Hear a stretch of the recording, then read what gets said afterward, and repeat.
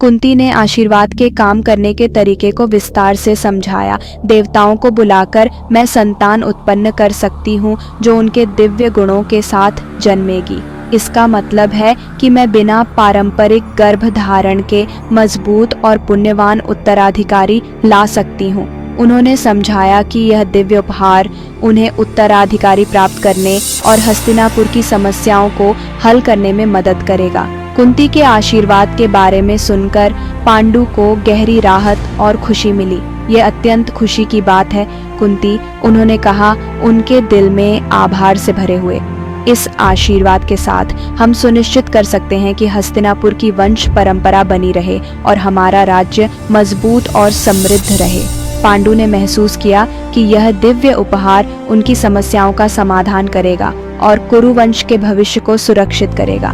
पांडु की आत्मा ऊंची हो गई जब उन्होंने कुंती के आशीर्वाद की संभावनाओं पर विचार किया। इस शक्तिशाली उपहार के साथ हम हस्तिनापुर की समस्याओं का समाधान करने की अनोखी स्थिति में हैं। उन्होंने कहा, यह आशीर्वाद न केवल हमारी वंश परंपरा को सुनिश्चित करता है बल्कि आशा और नवीनीकरण की भावना भी लाता है। मुझे विश्वास है कि तुम्हारी मदद से हम किसी भी बाधा को पार कर सकते हैं और हमारे राज्य के लिए उज्जवल भविष्य सुनिश्चित कर सकते हैं। पांडु का आशावाद उनके कठिनाइयों के बीच आशा की किरण था। पांडु आशा और दृढ़ता से भरे हुए ने कुंती से गंभीरता से कहा, कुंती, मैं चाहता हूँ कि हमारे पुत्र में धर्म और न्याय का गहरा ज्ञान हो। वह एक सच्चे विद्वान और न्यायप्रिय शासक बने। मैं चाहता हूँ कि वह मेरे बड़े भाई के समान एक सक्षम शासक बने और सम्राट के रूप में स्वीकार किया जाए। उनके शब्दों में एक ऐसा पुत्र पाने की गहरी इच्छा थी जो धर्म और न्याय की परंपरा को आगे बढ़ा सके। पांडु ने आगे कहा, मैं चाहता हूँ कि हमारा पुत्र इतना उत्कृष्ट हो कि संपूर्ण विश्व उसे मेरे वैध उत्तराधिकारी के रूप में मान्यता दे। उसे ऐसे गुण प्राप्त हों कि न केवल वह मेरे पुत्र के रूप में स्वीकार किया जाए बल्कि सभी का सम्मान और प्रशंसा भी प्राप्त करे। पांडु की बातों में एक तात्कालिकता और आशा थी क्योंकि वे चाहते थे कि उनका पुत्र वंश को सम्मान और स्थिरता प्रदान करे। समय की महत्ता को समझते हुए पांडु ने महर्षि दुर्वासा से सलाह लेने का निर्णय किया।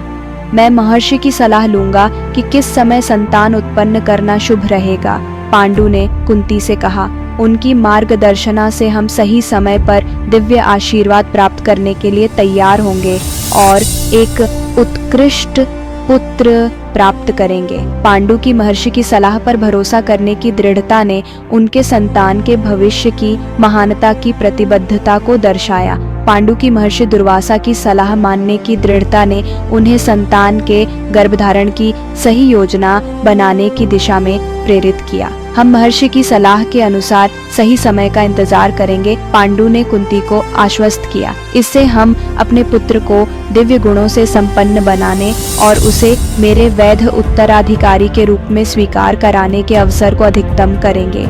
इस दृष्टिकोण से हमारे पुत्र का भविष्य उज्जवल और सुरक्षित होगा जो हमारी आशाओं और राज्य की अपेक्षाओं को पूरा करेगा। Like, share, subscribe to the channel heritage library.